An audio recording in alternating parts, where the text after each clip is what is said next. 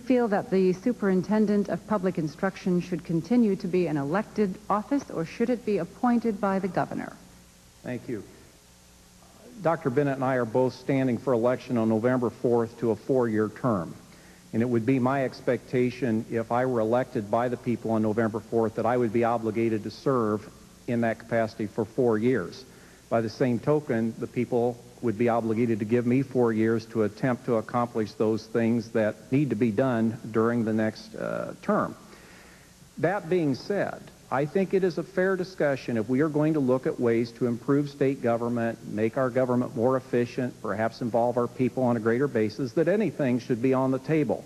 And perhaps the appointment of this position is something that we could consider, as well as the appointment of other state positions that are currently elected.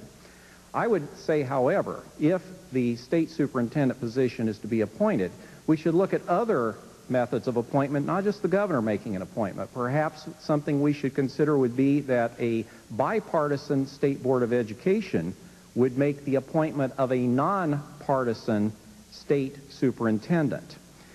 I will say that this is an elected office presently. We run in a partisan setting. But if you're going to be successful as the state school superintendent, you're going to have to be willing to reach across the aisle and consider the viewpoints of all individuals, whether they're of your affiliation or not.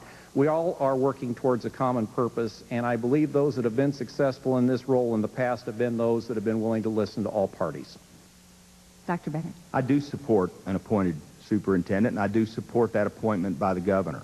I think that's consistent not only with the position of our current governor, Mitch Daniels, but also think it's consistent with our former governor, Frank O'Bannon, who was a Democrat. So that discussion has taken place on both sides of the aisle, and there's been agreement by this governor and a former governor.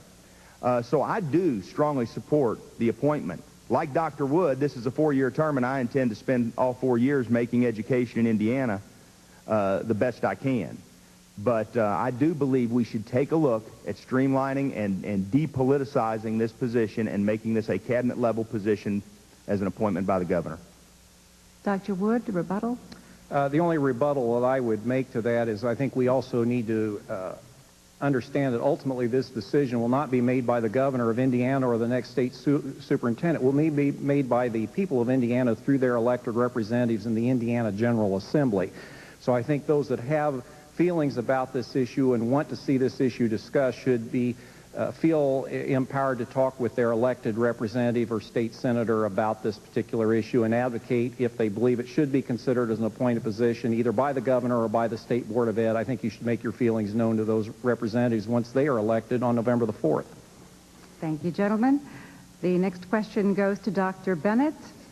Would you reorganize or change the Indiana Department of Education, and if so, why and how? Well, I don't think there's any question that you have two new guys standing up here, and I think both of us will bring change to the Department of Education. I believe the Department of Education should be reflective of what we would like to see from school corporations, and that is a streamlined, efficient organization that serves as a resource to schools. So we would have a streamlined Department of Education that is customer service driven, that provides resources to schools, that uses the first 90 days of our administration to take a look at every regulation that we have in the Department of Ed and determine which are unnecessary and which are necessary, and to strip those out so our school corporations can do their good work. Part of that would also be a consideration that we take part of the Department of Ed and maybe move it out into the state. Utilize our education service centers as hubs for some Department of Education personnel. Not taking the whole department out, some Department of Education personnel. A personal story. We had a terrible storm in Clark County. We had many of our schools, we were closed for an entire week. That was during GQE and I-STEP week. It would have been very nice had we had resources from the Department of Ed. We had the Department of Homeland Security come in. We had the Lieutenant Governor come in. But as a school superintendent, I was trying to feed 7,000 people in our schools, and I needed help from the Department of Ed. And that's not a criticism of Dr. Reed or any personnel. It's a criticism of the organization and the structure. And we need to address that so school corporations truly have a resource and a partner in the Department of Ed. Dr. Wood, response?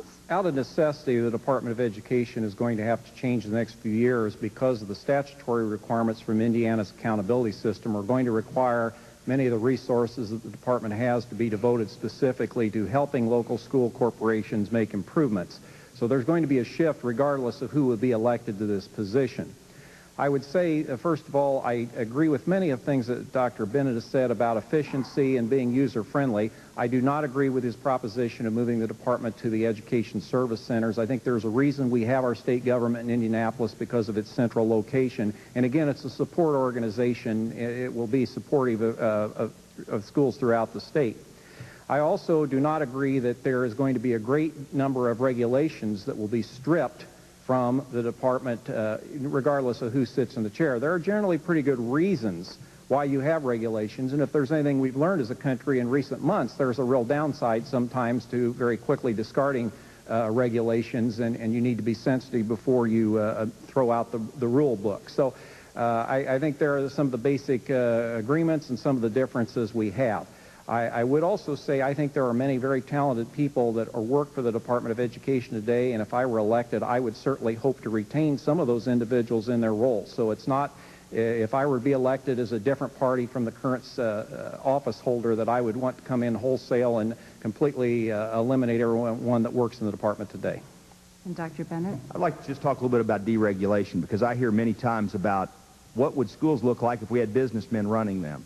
And I think when you use that statement, you also bring with it the paradigm that the school will have the same deregulated nature that businesses have. And my position is, let's allow superintendents to run it like that first. Let's give superintendents the opportunity to run their schools in a deregulated manner. So I do think there is sufficient room for deregulation. And I do believe, and again, I want to be very clear, I would not be talking about moving the entire Department of Education out of Indianapolis.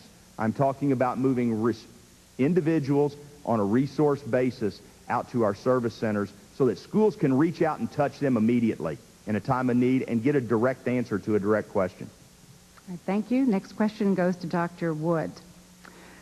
Do you think Indiana's schools are adequately funded, and what is your plan to provide equitable funding for school corporations throughout the state?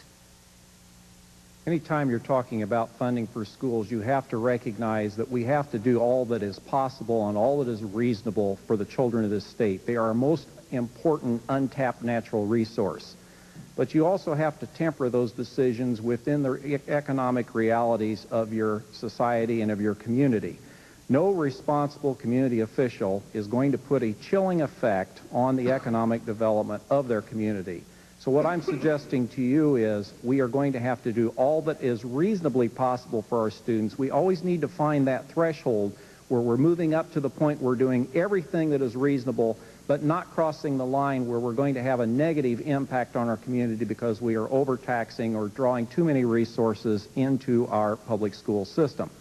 I would say this, I can make a strong case from both a moral and an economic basis that you are well served by having an outstanding school system in your community.